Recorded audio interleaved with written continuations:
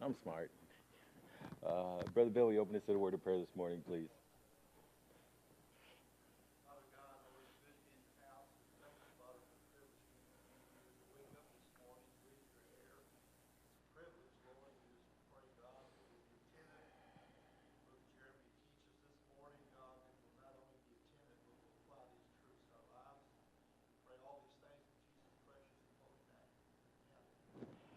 Well, we wrapped up Job last week, so this morning we have to start a new series. It's going to be a brief series, Brother Hank. We're going to start looking at the Psalms of Ascent. There's 15 of them. They start Psalm 120, they go to 134, and we're going to try to do this in 7 or 8 weeks. So 15 Psalms, 7 or 8 weeks, and we'll see how that goes. I reserve the right to go 10 weeks, but before we start into that, I do want to start with, just like when we looked at Job, we started with the key thought, the theme, the key idea, Job 42:5. Well, before we take a look at the Psalms of Ascent, and they're all a little different, and the Psalms of Ascent, so Brother Wayne, they're about the journey, the ascending to our temple, to our place where we meet God, and for that reason, they're very special. All Scripture is inspired, but the Psalms of Ascent seem to fit the time, the area, the circumstances in which we're living in a special way, and so we'll try to look at that. But there are three key goals or three key results, I believe, of studying any of the Psalms, and so I want to make sure that we're looking for those as we go through the Psalms of Ascent. And the first one, the first thing, idea, type that we want to discover is I believe the Psalms, more than any other book, teach us to pray. They help us learn to pray. The Psalms have been called the prayer book of the Bible. And if I was out there and somebody said this, well, I've done this. But then you have to go and do the research, and then I agree with them. But first, as soon as they say that, I want to argue with them. The Psalms have been called the prayer book of the Bible. Well, no, it's not. It's the song book of the Bible. Okay, well, it's the praise book of the Bible. And it's praise to who? And if we're speaking to God, and more than that, throughout the entire history of the church, and we'll slow down for a minute. We got to get a little intro done, and then we're going to try to take a look at 2 of the Psalms this morning. But throughout the history of the church, holy men of God have prayed the Psalms. In fact, Christ prayed the Psalms. And so they really are the prayer book of the Bible. They help us learn to pray. Now, usually when you talk about, teach us to pray, well, we go to the high priestly prayer, or we go to the Lord's Prayer, and we spend all the time there. And I think those are great.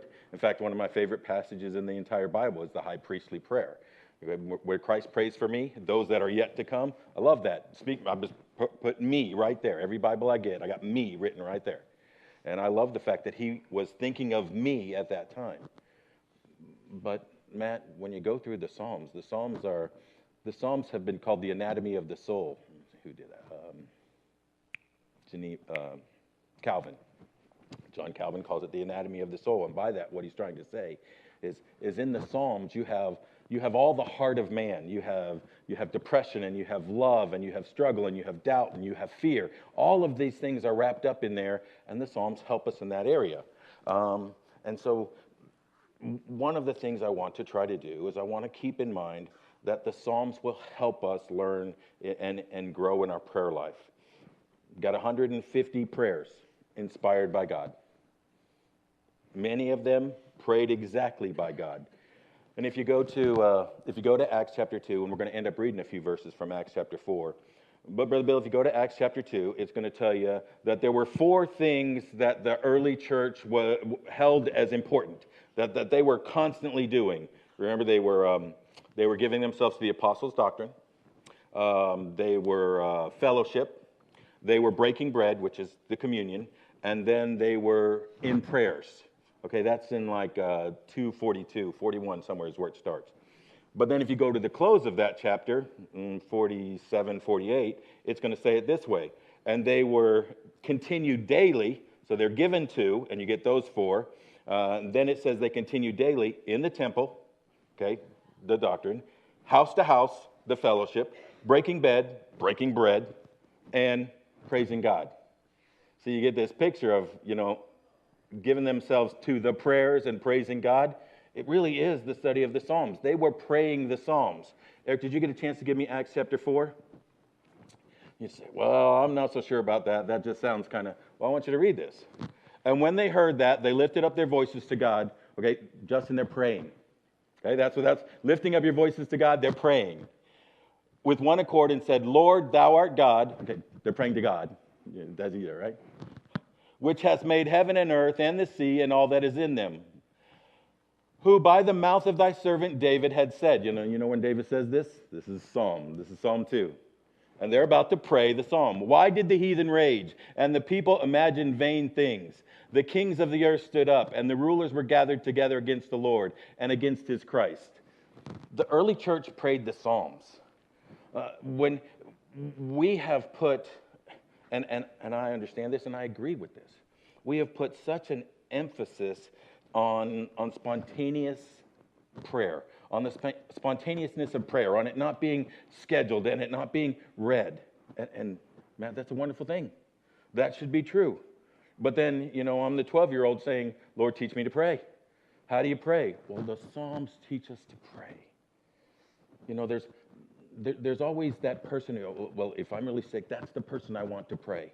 That's usually for two reasons. One, because I think when they pray, it actually is not bouncing off the ceiling. It's part of their life. It's part of who they are, and there's real relationship there.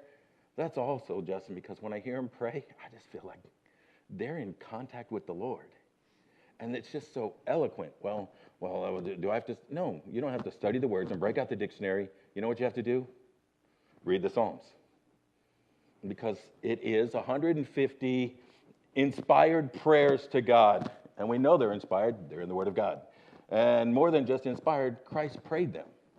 I'll give you a couple things, very famous. Coming up to time. Preacher's going to preach on all three of these statements in the next month. Okay, here you go. My God, why hast thou forsaken me? Psalm 22. In the garden, where he prays about the cup, well, that cup is introduced in Psalm 75. How about into thy hands? I think that's Psalm 31. Christ prayed the Psalms. He lived out the Psalms. And when we look at the Psalms, it will grow our prayer life. Secondly, I think the Psalms expands the capacity of our heart. Very important. Okay? Let me do this because I want to hurry. I'm getting stuck. Eric, did I give you Ephesians? Yeah, give me Ephesians 3. I can see it up there. You got it.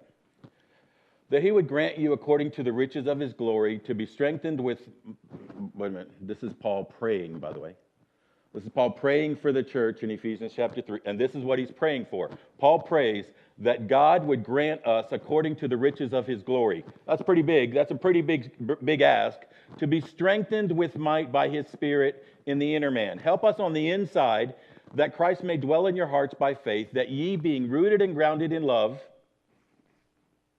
may be able to comprehend with all saints what is the breadth and length and depth and height, and to know the love of Christ which passeth knowledge, that ye might be filled with all the fullness of God. Paul begins to pray. And here's what he prays for, Justin.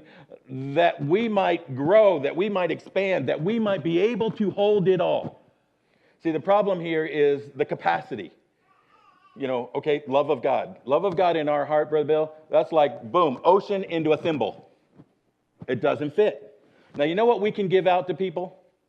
You can only give what you have. So if we only have a thimble, we're only giving a thimble. What Paul's praying here is expand the thimble so it can hold more. Because if we can hold more, we can give more. Because what he has to give is way more than we can hold. There's a point where we need to expand and we need to grow. And what happens is we're fine. We're fine understanding I need to grow in knowledge. I need to expand up here. Right now, little Ben wants to expand right here. We want to grow the strength. We want to grow the body. We want to grow the mind. But doesn't we forget we have to grow the heart. And you know what is uniquely able to grow our heart? The Psalms. Reading the Psalms helps expand the heart. It helps grow it. And I think it's extremely interesting, at least, if not unique, if not challenging, that the Psalms are written to us in poetry. Just opposite of poetry, prose. I went and looked these words up so I could expand the mind. Right? Prose. Written or spoken language in ordinary form, without metric structure. Boring. That's how we live. We live in prose. He gives us this, which, by the way, makes us prosaic. I looked that word up. It's even worse. Prosaic. Dull, unimaginative, lacking rhythm, lacking poetry, unromantic, common. Furthermore, if Miss Sherry looks at you and says, you're prosaic, it's not a good thing. But we really live in a world, that's where we are. I mean, you think of how we think. We think of contracts and bottom lines. Our sports teams, we must have a winner and a loser. And I mean, that's just how we are. There's no growing and who's better. What do you have, if it's a really close game and you can see growth in the team and it's a loss? It's still just a loss. I mean, we fight if you try to find any good thing to talk about in a loss. No, I don't care, it's a loss. It's an L. W's are all that matters. I mean, it's the world we live in. We have very developed minds, but grossly underdeveloped hearts. I mean, we're Joe Friday. All we do is run around, just the facts, just the facts, just the facts. That's not how we're called to live. That keeps us thimble-sized. Okay? And there's an ocean to fit into there, and it just doesn't happen. If you pay attention and listen to people, which, Brother Moore, is called eavesdropping, but I do it all the time. Confession is good for the soul. That way, if I'm sitting close by, whisper.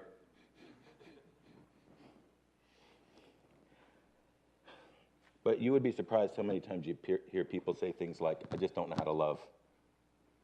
Now, they may not say it exactly in that sentence, but that's what they're saying. Or, I just don't know how to enjoy life. I just move on from one problem to another problem, and even when there's rest, I can't help myself. I'm looking for a problem. I just can't enjoy the blessings of God. I'm just constantly stressed and constantly overwhelmed, and the truth is, Brother Howard, I almost like it that way because I make it that way. I just don't know how to be happy. I don't know how to grieve. I don't know how to deal with any of the heart things, any of the emotional things. We struggle with the feeling thing.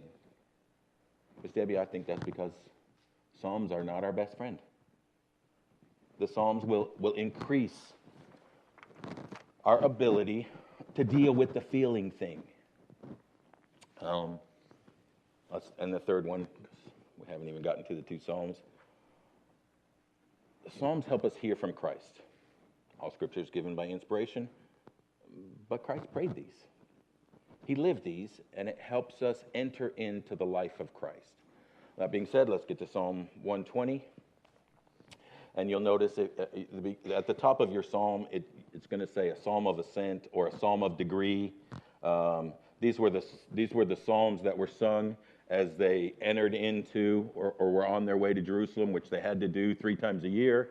And so it's a psalm of degree because when you're going up the mountain, it's an angle, it's a degree. It's the psalm of ascent. It's the psalm of going up to the place where they could meet with God, where they were commanded to be. And so, I guess I got to do this too. Eric, did I give you Deuteronomy 2? Okay. When the people were entering into the promised land, God told them this. Then he said, don't be like the heathen. Makes sense, right? But then he describes that. Don't be like the heathen who just open up a place of worship everywhere you go. They got idols in the woods. They got idols at the corner. They got idols everywhere. Don't be like the heathen, and you don't get to worship wherever you want to. Don't follow them that way. Instead, what you need to do is you shall not do unto the Lord your God. Don't do like they did, but unto the place which the Lord your God shall choose out of all your tribes. That's what happened. This is what's going to happen. Don't be like them. But Brother Hank, this is what I want you to do. I want you to go worship at the place that I choose. God, I'm going to choose a place, and that's where you're going to have to go worship. Now, that makes sense if we stop and think about it. He gets to choose the place. He's God. He's the one we're worshiping. If you and I were going to meet with the president, we wouldn't say, hey, here's my letter. Can I meet with the president? It comes back, says, yes, you have 5 minutes on this day. Be at the White House gate. We're not going to reply and say, okay, well, actually, I've got dinner plans that day. Can you meet me at the restaurant? In an aspect, he's more important than we are. He's greater than we are in that leadership. He's there. He gets to choose the place. Well, Matt, he chose the place. And the place was Jerusalem. And the Psalms of Ascent are the psalms that they sang going to the place. David was the one, God revealed the place. He said, boom, it's going to be Jerusalem. David brought the Ark of the Covenant to Jerusalem. David's son built the temple. And now they have a place that they must go to 3 times a year. And God chose that place. Now for us, if we jump forward, and this is why the Psalms of Ascent are particularly important to us, Justin, because if we jump forward, God has chosen the way and the place for you and I too. Okay? It's not just the place. Okay, we can say it's the place because he's the living temple. In 3 days, I'm going to tear it down and I'm going to build it up again. He is our temple. He is the place.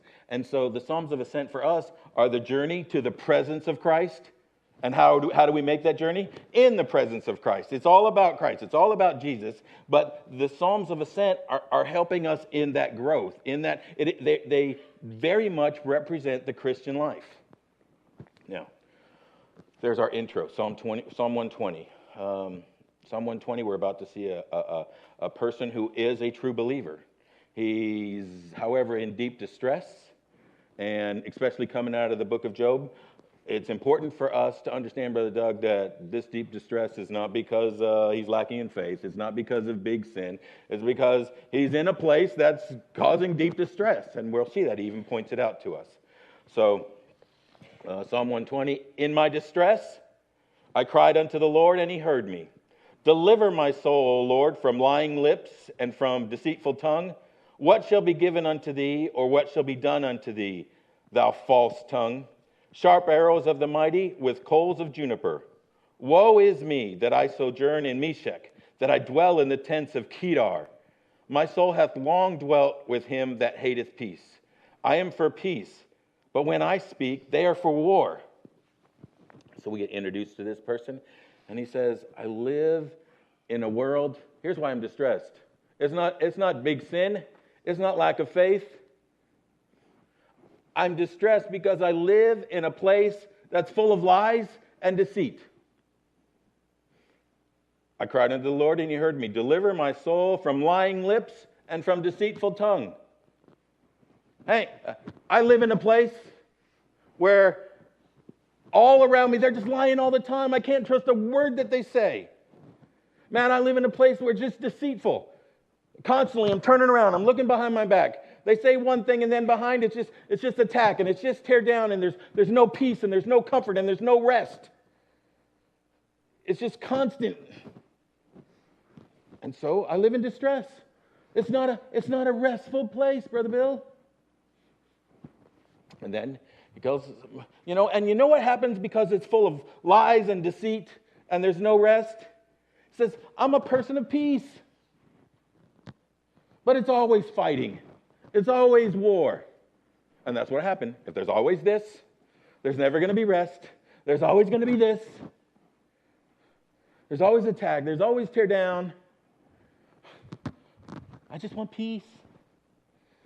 Miss Pat, I just want to wake up in the morning and do what I got to do and have rest. Rest, no rest. I'm distressed. And he actually goes and he tells us something else. The biggest problem isn't even either one of those.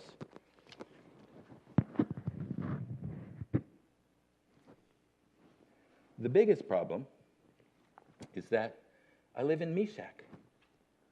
The biggest problem is that I live in Kedar. Meshach is hundreds of miles from Jerusalem. Now, Matt, they're heading towards Jerusalem. This is a psalm of ascent. This is a psalm of going to the place that he has designated, going to fellowship with the Lord. But I don't live in Jerusalem. I live in Meshach, all the way up there by the Black Sea. You can't get much further away unless you cross over water from Jerusalem. And Kedar is all the way down there in Saudi Arabia, hundreds of miles to the south. Now, obviously, he's not in both places. There's no planes. He's not jumping back and forth. This is poetry. This is illustration. What he's saying is, okay, there's constant backbiting and constant attack, and there's no rest, and it's always war, and it's always fighting, and I'm tired of fighting. You can't say, you ever been around a person, you can't say anything, and it's going to turn into a fight? Somehow they feel wronged, tiptoe around every little thing. It's tough living that way.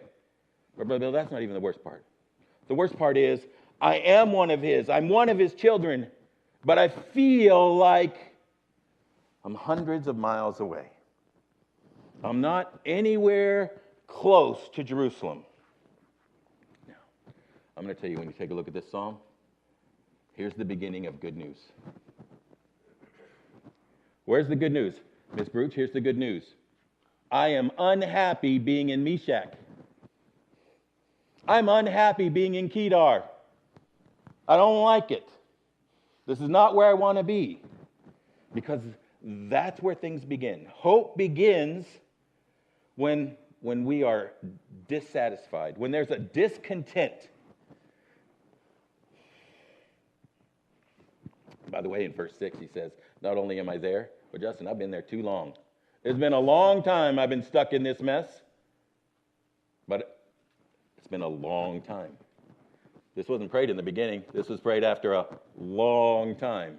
It's almost like this is it's the prodigal principle. He's out there, and he's in the pig pen, and he's willing to pay the cost all the way down. He left with a whole lot of money. His life didn't go like that right away. There's loss, and there's change, and there's people quitting on him, and this is a long slope. But Bill, he'll pay that bill the whole time. And he goes down, and he's working. He's paying a cost to eat pig slop until he gets to the place that he's unsatisfied with Meshach. And now there becomes hope. When we become discontent with status quo, okay, now, and I think it's really important, and we'll look at this, but it's really important. It's not just, and this is where I think we get in trouble. This is where we get in trouble. This is where you'll get in trouble.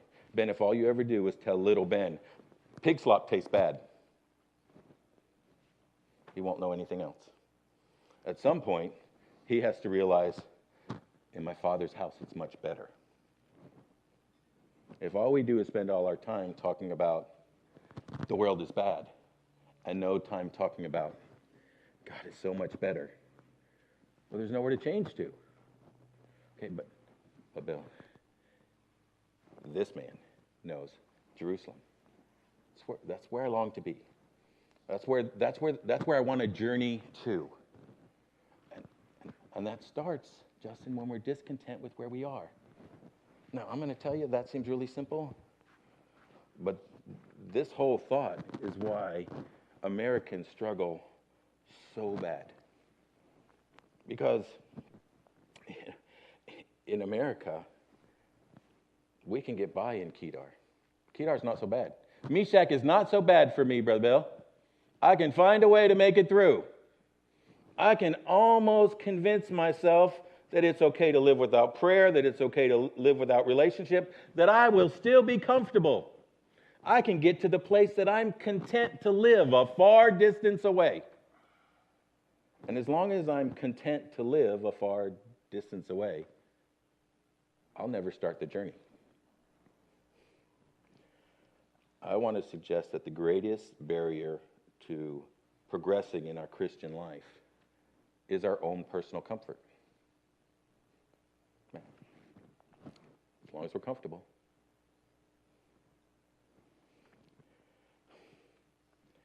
And whatever I'm used to is my personal comfort zone. Brother Howard, you might be comfortable with way more than I am, or with way less. But whatever I've been in, I've developed a comfort there. It's like, take debt. Okay, who in here does not know that when you're in debt, you're a slave to the lender. Who in here doesn't think slave is a bad word? Who wants to be slave? Jade, slave is bad.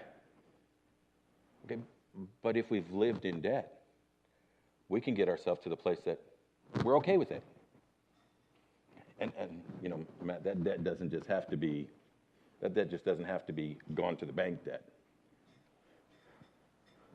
I try not to get too political, but I just can't miss this spot. The problem with America is that we're in debt to government. Such a huge portion of the American population is in debt to the money they receive.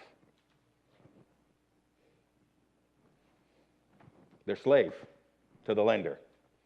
They're owned. And they're comfortable staying that way.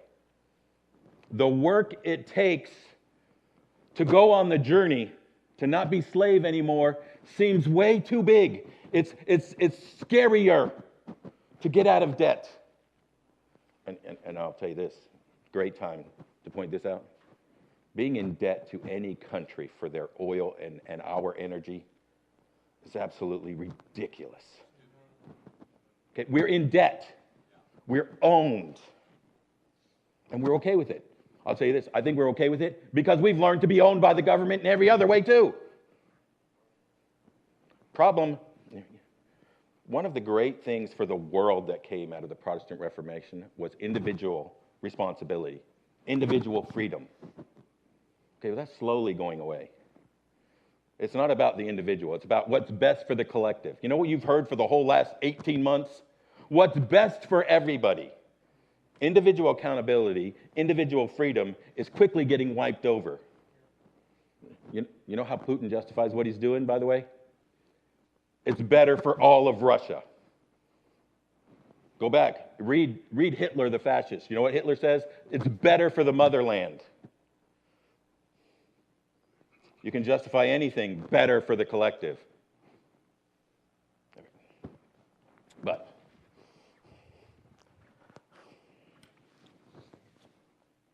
breaking that comfort zone, getting out of that picture will not happen until the pain of solving the problem seems less than the pain of living with it. Matt, as long as I can convince myself that it's easier to just live, it's easier to live a slave. To go and work and to build and to that's going to take 10 years. That's going to take struggle. But let me throw this in there too. It's terrible. Bill, the government does not care about people. Okay, so this is what it does. I will pay you enough that you can live as long as you have kids, as long as you're in school, as long as. And so you stay stuck on the nipple and sucking the bottle. But now what are you going to do when you're 55, when you're 60? Okay, the time to build a life is now gone. And what are you going to do? Those big checks come for having kids. They go away.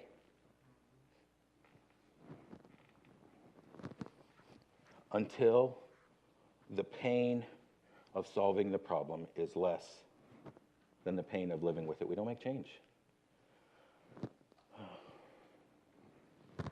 Ben, I really thought we'd get through 2 Psalms. But here, it'd be a problem if we don't talk about this. Okay, it's why we stay in cold marriages. Unhappy. Well, I'm not staying, I'm leaving. Oh, yeah. Well, that doesn't exactly fit surrendering and following his plan either. But, Justin, it's just easier to stay with what is than to make change. Now, that doesn't stop us from constantly, here's the change. Matt, here's the change. Here's the change you want is every day you wake up and say, Stephanie should change. Stephanie should be better. She's not in here, so I can say that. Right? I couldn't use your dad because he's not going to tell Miss Debbie that. She'd be like, what?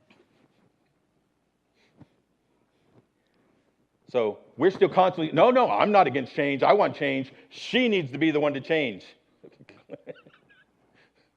Okay, no. We stay in that relationship just the way it is because it's easier to stay there than for Matt to change. So it's comfortable. It may not be perfect, but I know what it is. Well, we're supposed to grow in love. It's supposed to get better. I want change. I tell her every day. I tell him every day what he needs to do. Brother Wayne, it's not about Miss Tammy changing.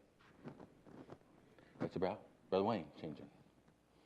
It's not about, this is what you tell a teenager, it's not about finding the person, it's about being the person. Because now, if you can get them to be the person, Miss Brooch, they're going to pick the person.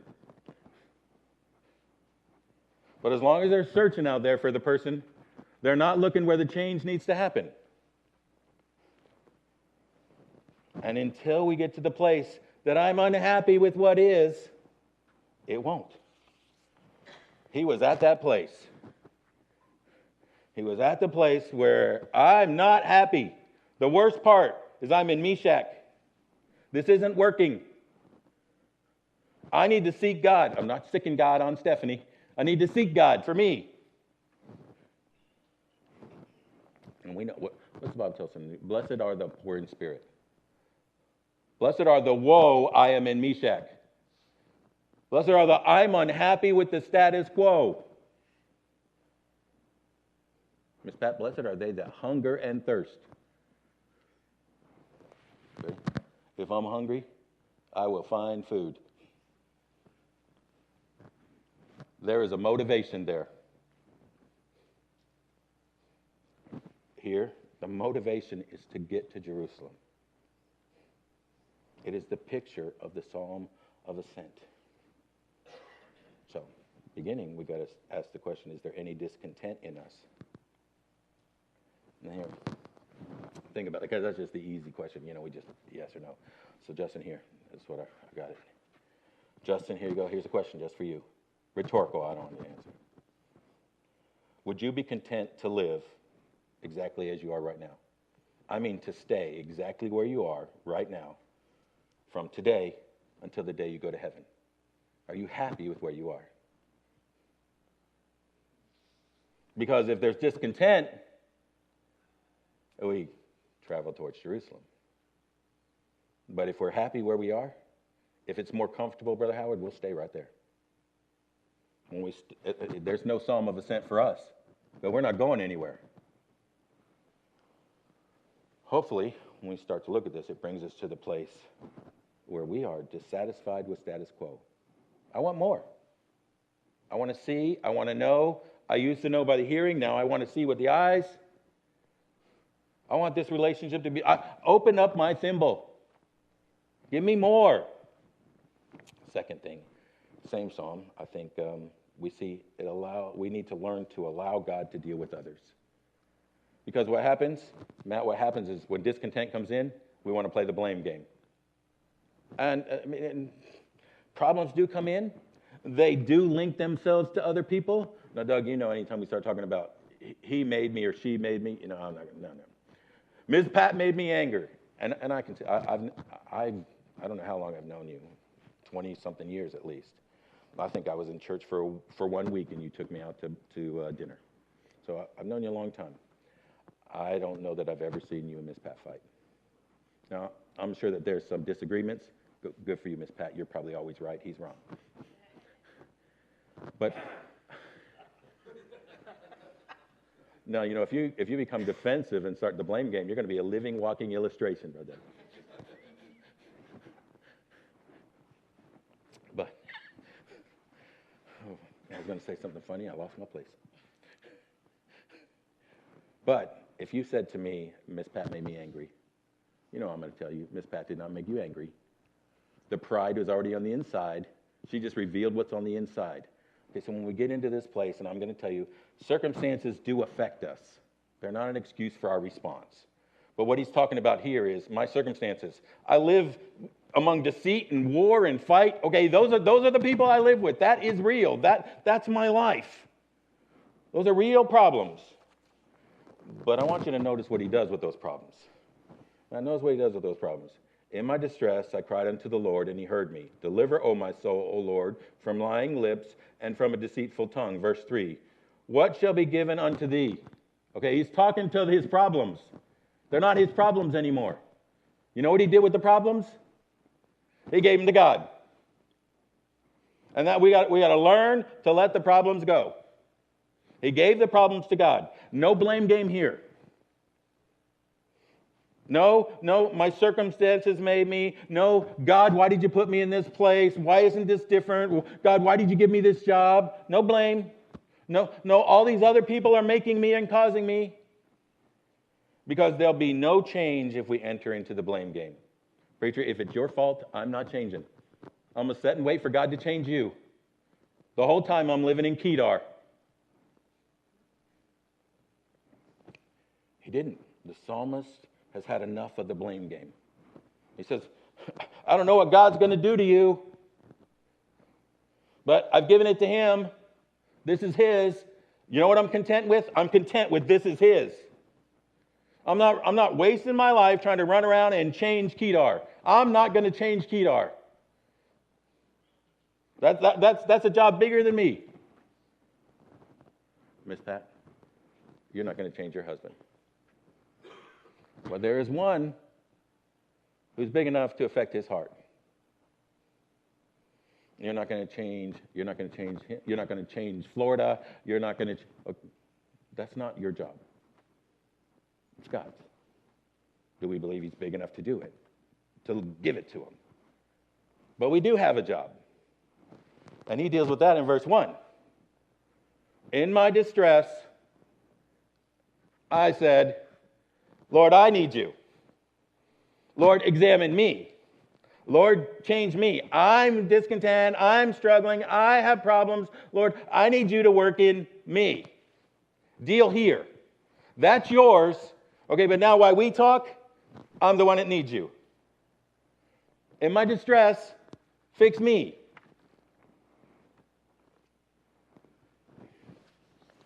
And third, I got 3 minutes, so that's just enough time. Third, Psalm 121. So here they are. They're on the ascent. They're back there. Preacher, they're looking at Jerusalem, which I've never done, and I'm jealous that you have. And I miss the times you used to talk about it a whole lot. Not trying to tell. It's precious to me. But one of the things I remember you saying is it's kind of built like on a plateau. It's just like up the mountain, left. Well, actually, you probably better than me. You didn't say left. You probably said north, south, east, and west. Even up here, you do directions, and I have to stop looking. Yeah, that is west. North, south, east, and west. It doesn't matter where you're coming from. You got to go up. It's built up. So here they are. They're looking up. That means rocks and mountains and stuff. And how in the world am I going to get up there? Okay, so I've made the decision. I'm unhappy in Kedar. I got to get up there. How am I going to get up there? I will lift up mine eyes unto the hills. Here you go. How do I get up there? From whence cometh my help? Justin, we got to cultivate confidence in the help of God. It's always hard to climb up the mountain. I'm just going to read it when we're going to close. My help cometh from the Lord, which made heaven and earth. He will not suffer thy foot to be moved. He that keepeth thee will not slumber. He's not going to doze off and be bored with me. Behold, he that keepeth Israel shall neither slumber nor sleep. He's not going to take a break. He's never off duty. You never have to wake him up. The Lord is thy keeper. The Lord is thy shade upon the right hand. Okay, he's the shade during the day when you're doing the work. The sun shall not smite thee by day, the moon by night. In the unknown, in the scary times, he's still there. The Lord shall preserve thee from all evil. He shall preserve thy soul. The Lord shall preserve thy going out and thy coming in from this time and even forevermore. He will complete what he started. Just get on the journey. Don't worry about the slipping and the sliding. Don't make it too hard. We'll start this series with just this question. Do we really want to move towards Jerusalem? Do we want to be on that journey of ascent? Because that's what we're going to look at as we go through these. Brother Doug, we close in a word of prayer this morning?